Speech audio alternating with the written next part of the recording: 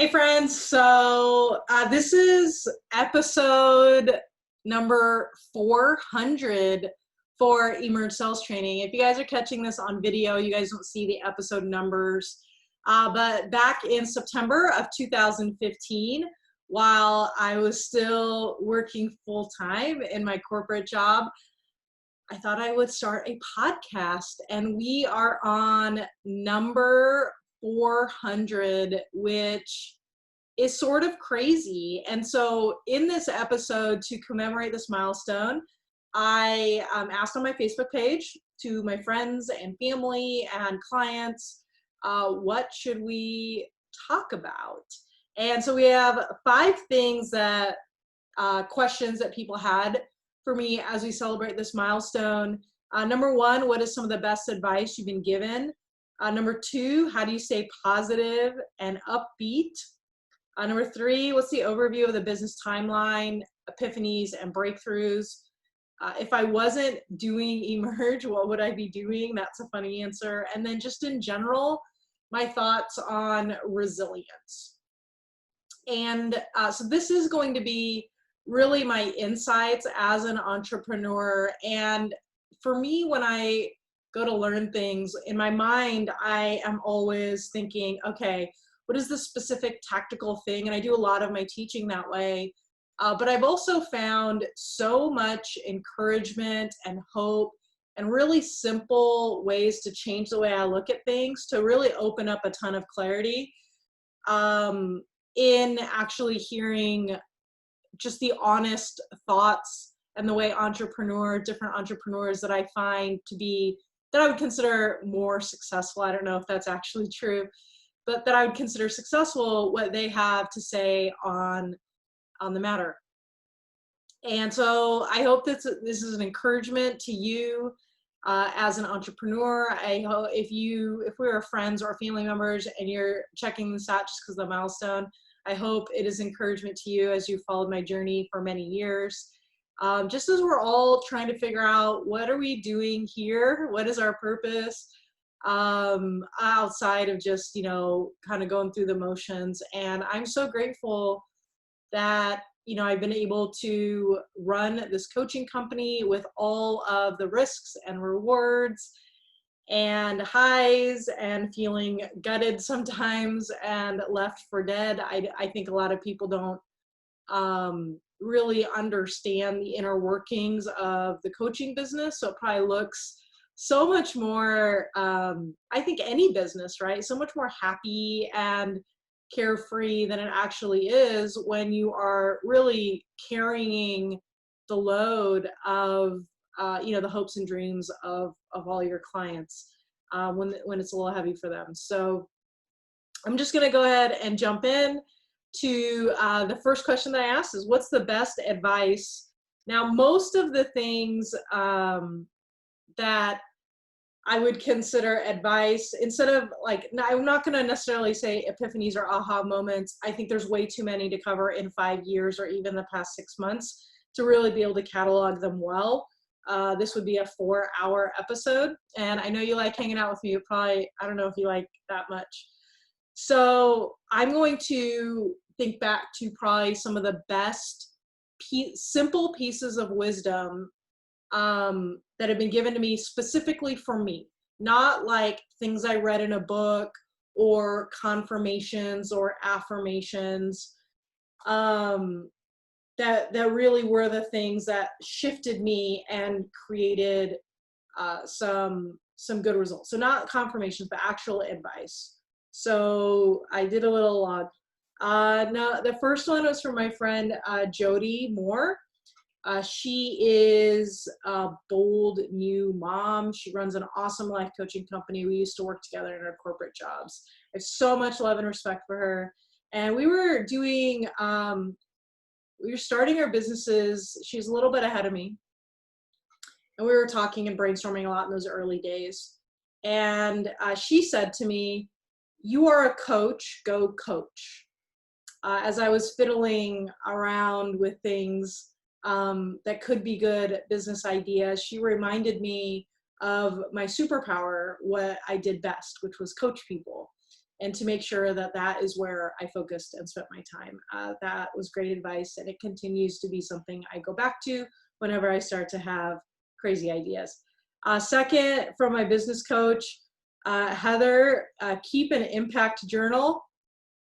This is one of the things I think is so important, is to write down 3 humans you positively impacted on a daily basis.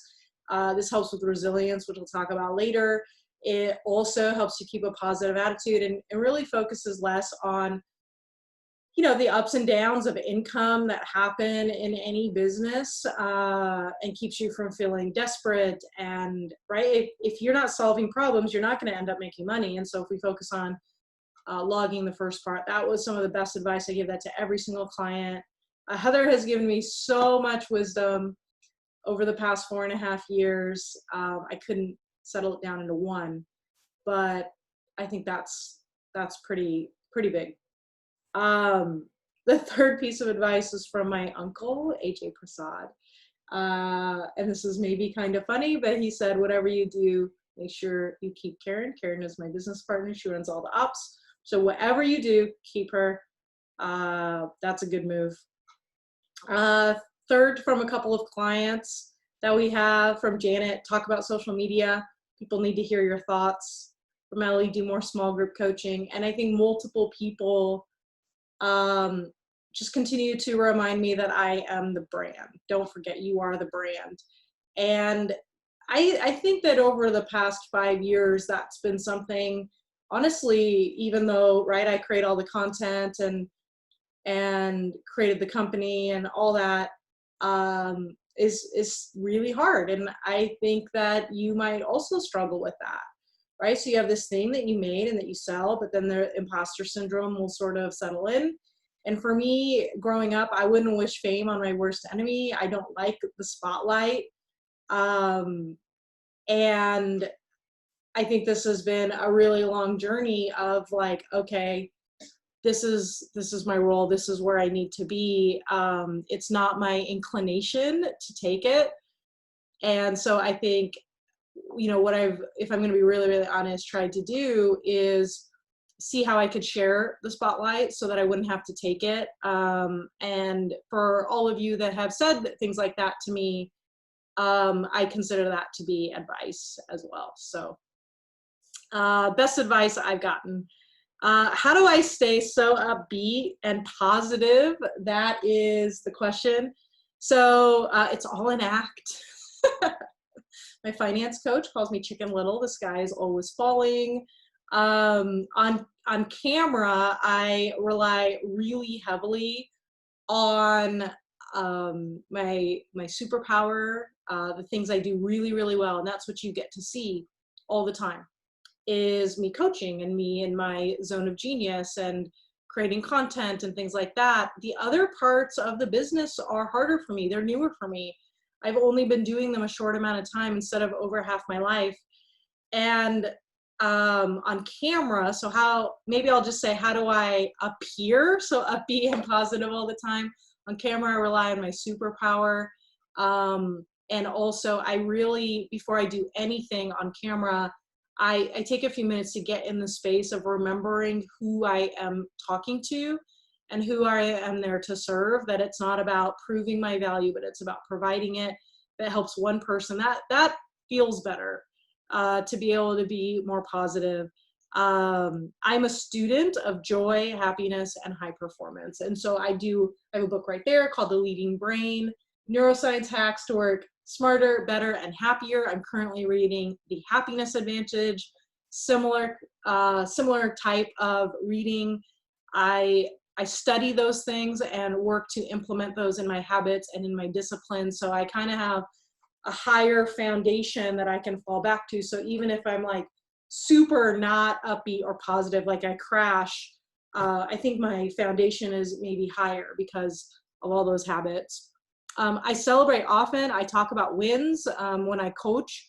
Your wins fuel me. And so we get a lot of feedback on takeaways and wins, and those make me feel, honestly, like I'm making a difference. And that has a huge impact on me being positive and upbeat. Not being positive, not being upbeat, for me is when I feel like it's not making a difference. It doesn't matter. It's futile, right? And so in order to combat that, we are really, really proactive because I think we sell hope here and I need to be hopeful. And so we really are intentional about creating wins, tracking wins for all of our audience members, asking myself, what did I do to be helpful in creating that win? So a lot of that. My job, a lot of my job is actually pretty heavy. You know, helping clients through their fears, frustrations. Can I do this? Them questioning themselves, disappointment, shame. I recently heard from a new friend that I made, the average coach makes $30,000 a year. And I was like, that's crazy. In almost 4.5 years, we have sold almost $4 million in training and coaching. So I think that the heaviness of the coaching industry, I think it's real. And so one of the things that I have really been intentional about is surrounding myself with people whose job it is to fill me up. So what I do every morning, I start coaching, I pour in, I pour in, I pour in, I pour in, I give everything, which honestly leaves me pretty empty at the end, right? If you're pouring and pouring and pouring. And so I have my business coach, my finance coach, I have my business partner, Karen, and this may sound nuts, but they're basically hired to pour into me. And that might sound really weird and unimportant, but it's an incredibly important part of the brand that I am cared for and taken care of, and I get patched up and sent back out. I think that's really a big thing. I pray for all my calls. I think that helps a lot. And if I am feeling sad or heavy or disappointed or frustrated, or I have a big failure, which happens if you're taking risks, you can't win them all. I kind of work through that and I think, okay, well, what's the lesson here and how can this be redeemed? So even in the spaces, which I'll talk a little bit about the timeline in a minute, where I got kicked in the teeth, gutted, left for dead. There are lessons there.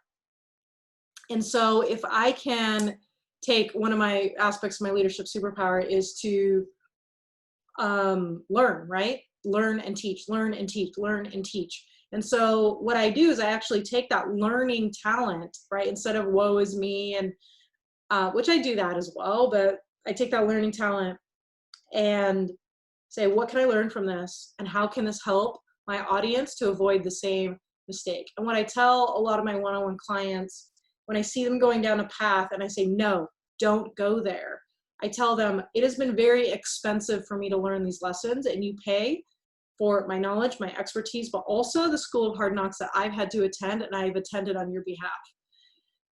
And so because of that, not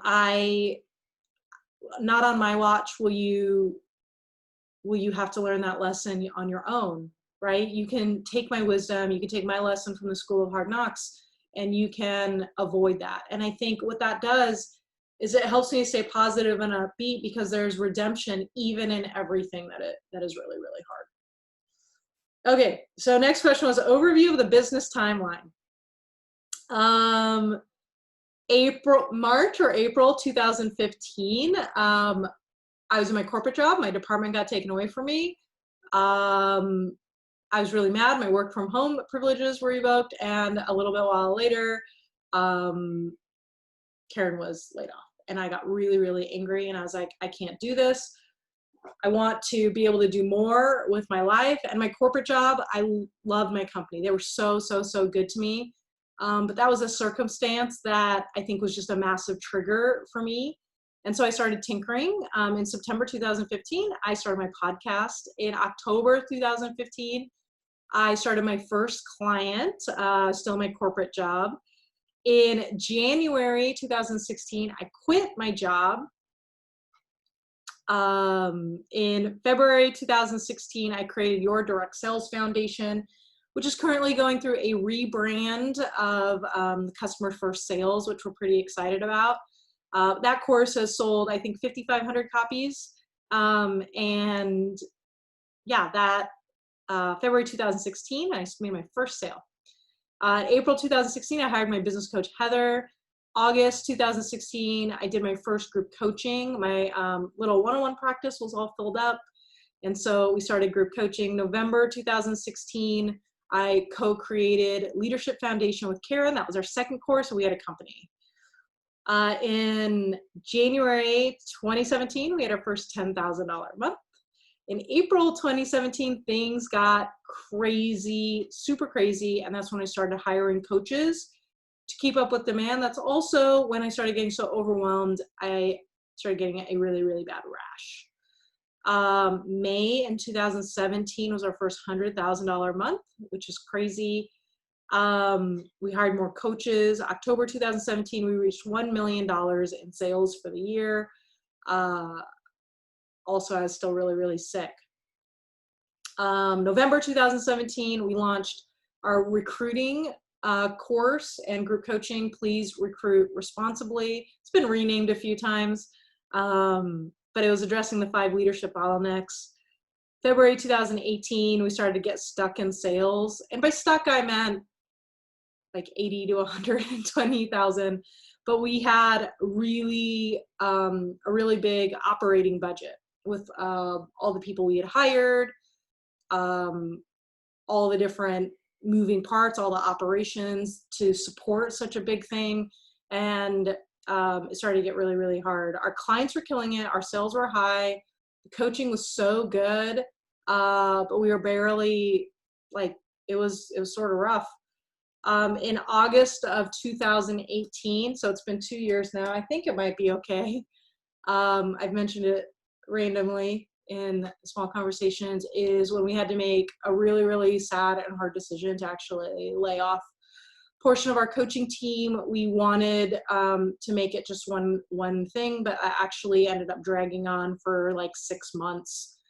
And this was the hardest ever in my career, as I watched the team that we had built on hope slowly slip away, while losing like hundreds and thousands of dollars as a business owner. And that was really, really, really hard.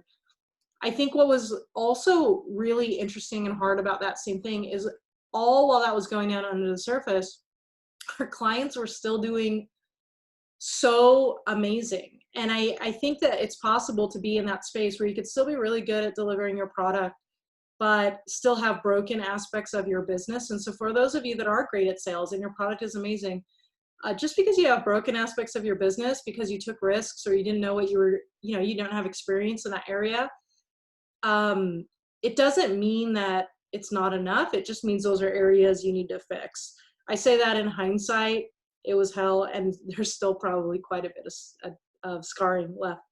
In October of 2018, I hired Randy as my finance coach to help fix all of this. January 2019, we lost, I think it was just last year. Was it the year before? I don't even know. Social Media Engagement Foundation. And we made a decision that I'd coach my way out of all of this. We just started traveling and hustling a lot. In August and September of 2018, I completed a convention tour. I went to 5 different conventions and watched my clients reach the highest ranks and get these awesome awards. It was amazing. In November, we set aside our signature 9-week programs for our membership, the Emerge Surge. This has created more simplicity in our business. It's created more accessibility.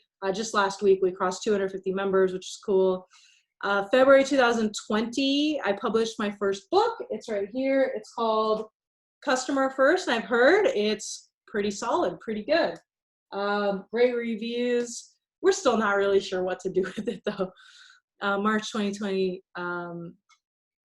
coronavirus, all travel stopped. This has allowed me more time to create content, fix our systems. And this past quarter was our most profitable quarter we'd had in 2 years. And I would say last month in August, we really gained clarity on who we serve. We've served a lot of people. We've helped over 8,000 network marketers. We've helped brand new people. We've helped $1 million earners, and we love every single one of you.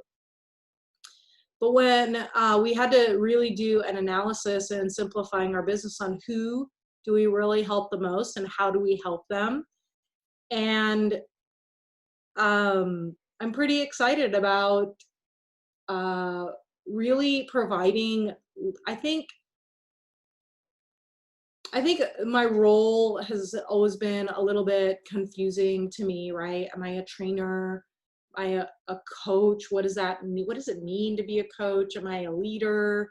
Right? And then I walk alongside my clients who are the leader, like who's the leader, right? Like what is all the role? And I realize that the people that we help the most, we do actually operate as leaders for them. They're typically very far down, from someone that's capable of mentoring them at the highest level, or they're entrepreneurial, they're trying to push it to the next level. And we're really excited about some of that clarity and what that's going to mean for how we are more clear in running our business moving forward. And so now there's two of us here. I am doing pretty much all of the public coaching. Karen is doing all the ops, marketing, everything that taking care of the people, so that I can create the content. And that has been the past. And we have some assistant functions as well, from a contractor basis. But that's been the past 5 years. And breakthroughs, epiphanies, I mean, there's probably just too many to go through. But if I were to give you one or two that would be the most encouraging to you, it's that is to really look at how you provide trust, compassion, stability, and hope, and do more of that in your business, as opposed to always looking at what other people are doing. Don't compare your beginning to someone else's middle. I do get really competitive, and that was really great when I was like crushing everybody. But I think there's just so much wisdom in focusing on what you need to focus on to move your business forward and fixing that thing first, instead of trying to get everything all at once. In hindsight, right, like growth that is too fast, growth that outpaces the systems and the organization that you have for your business, is a house of cards. And if you make decisions based on all of that growth and you're trying to right, when things got really, really busy, we wanted to help all the people. It wasn't out of greed or anything. But our systems weren't a good floor for that. And, that hurt us long term. And I read so much wisdom in the book Great by Choice about actually throttling your growth and making sure all your systems and procedures match your growth levels. I thought that was so smart. And that was a huge epiphany for me, in the way I coach and in the way I operate and the way we run our business. So hopefully that was an interesting timeline for you guys to see the ups and downs of the business. I found so much encouragement reading the book by the Zappos owner. And I mean, the whole book is a timeline, but I found the ups and downs really encouraging, because what they told me is that every single entrepreneur I have ever talked to, including my uncle, including any books where they actually talk about it, they only have one common factor, and they have bounced back from what should be debilitating failure. And so it's not a question of whether or not, right, we'll fall on our face. It's a question of whether or not we will get back up. And that bankruptcy laws were created for entrepreneurs, right? Okay, I'm kind of joking, also kind of not. All right, next question. If I wasn't doing Emerge, what would I be doing? So this is a funny story that just came up last week. I wasn't feeling well. I was frustrated. I was having a temper tantrum that I was going to quit. And I'm sure you guys can't relate with that, where you have a temper tantrum that you're going to quit when you're not actually going to quit. So I was having this conversation with Karen. She was listening to me, and she smiled, and she said, okay, so if you quit, what would you do all day? And she smiled at me and I smiled back and I said, I mean, I would do this. She said, exactly. So you would either run Emerge Sales Training LLC as a business, or you'd run Emerge Sales Charity. Either way, you'd be doing this. So why don't we just, what are we even talking about here? And I thought it was really, really funny. No matter what, I would be doing some version of this. In the evenings, what do? Right when friends come over, I encourage them that they can sell enough to run their own business. When I'm on vacation, I performance manage Charlie's habits and my kids' stuff. So this is who I am. I'm the person who says, we can do this. Let's figure out a way to do it, no matter what I would be doing. So I'd be doing this, but my old job was corporate sales manager. But yeah, I can't think of anything else I would be doing actually, if not for this. And I actually don't even want less hours. Some health stuff has come up. It's kind of forced that, but I really like to work. I like doing what I'm doing. Okay, so last question was talk about resilience. So I'm going to share with you what I do for myself and for my clients, because I think that's kind of a good way to send this off. So number one, lots of recognition. We focus so much on what we do well. I heard this great quote. I don't know who said it. We have a tendency to remember the things we should forget and forget the things we should remember. So instead of writing down all the things we can do better, I, for myself, write down all the wins. I keep the impact journal, like my coach says, write down the 3 people you impacted every single day. Keep focused on that. For clients, right, I have them do the same thing. If they're having resilience, if it feels hard, we just track wins incessantly. Every single coaching call, tell me your wins, impact journal, right? I'll share them with you guys. I'll share them internally with my coaches and my team. So that's huge because it keeps me focused on what's going well and not so focused on what's not going well. I really like the question. I ask this to clients all the time who were having leadership wins. What did you do as a leader that created this success? Because that way we can repeat those wins and create more success. I think spending time with God is important.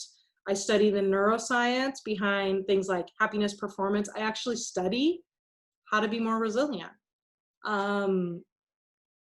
Because I don't know if we know how to do that intuitively. And so I try to activate all of my brain power on this area.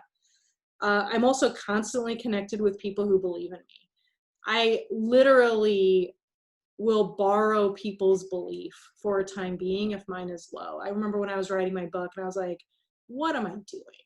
I don't know anything. This is all common knowledge, blah, blah, blah, blah, blah. And I remember just saying to someone, okay, I'm going to borrow your belief for a little while.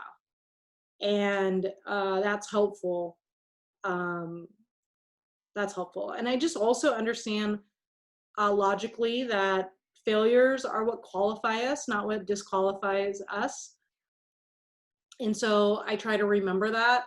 Another part about resilience that is built into our business is I don't have a choice to not show up. The thing is you guys show up for the calls.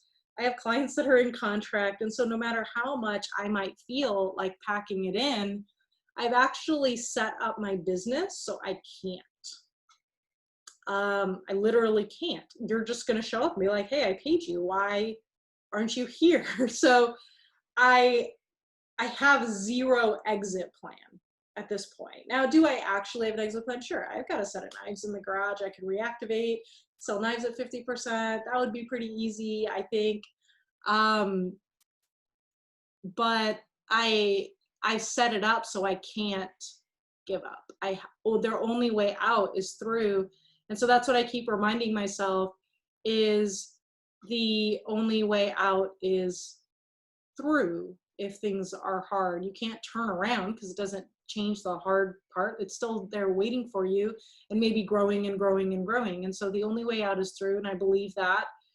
And I also believe in the calling that God has on my life to help you guys sell more and take care of your families and to be operating in integrity and authenticity and confidence. And that helps me to be resilient. And so I want to encourage you to make sure that you keep all that stuff in front of you. I have quotes on my computer. I'll just read them to you.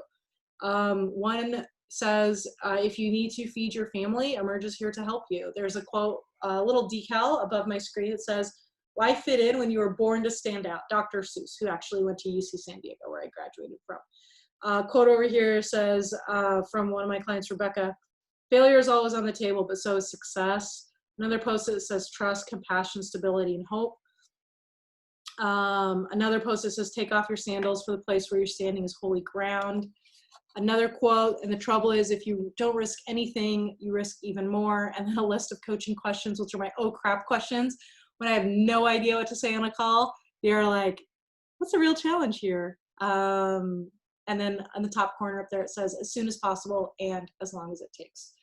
Which is kind of my big idea for this year. And I think that's a good reminder for all of us as we grow our businesses, pursue our dreams, do things that are hard.